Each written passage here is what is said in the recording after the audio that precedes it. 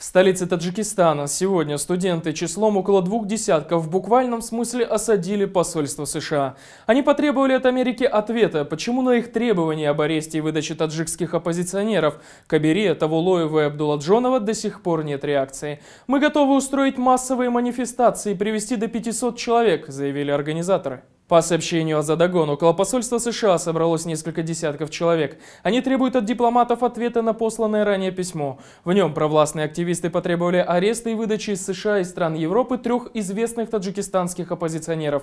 Бывшего премьер-министра страны Абдумалика Абдулладжонова, лидера движения Ватандор Дададжона Таволо и главы партии Исламского возрождения Мухиддина Кабири. «Если не будет ответа, мы готовы провести большой митинг у стен посольства и привести до 500 человек», заявили они. В октябре группа активистов якобы по собственному почину составила петицию к странам Запада с требованием ареста вынужденных покинуть Таджикистан оппозиционеров. Эксперты сомневаются, что письмо было написано без давления со стороны властей, ведь его писали в Таджикском национальном университете под присмотром деканов и ректората. Активисты, ранее о себе не заявлявшие, считают, что уехавшие политики дестабилизируют Таджикистан и являются врагами народа.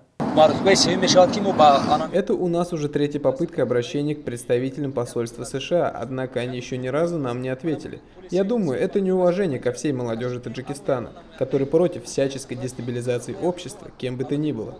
Горький опыт показал, что никакое третье государство не будет воссоздавать нашу республику, кроме нас. Мы призываем дипломатов к ответу на наше обращение.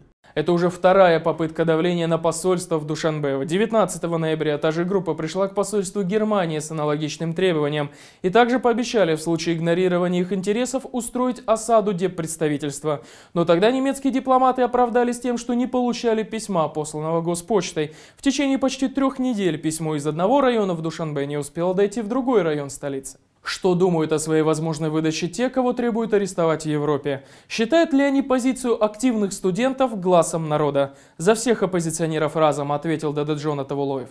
Когда я слышу о том, что там группа молодежи или группа женщин выходили к какому-то посольству с требованием экстрадировать нас, я смеюсь.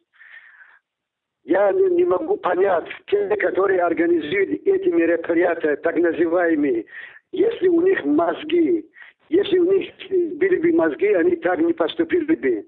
Конечно, это позор, это лицо, это визитная карточка этого режима.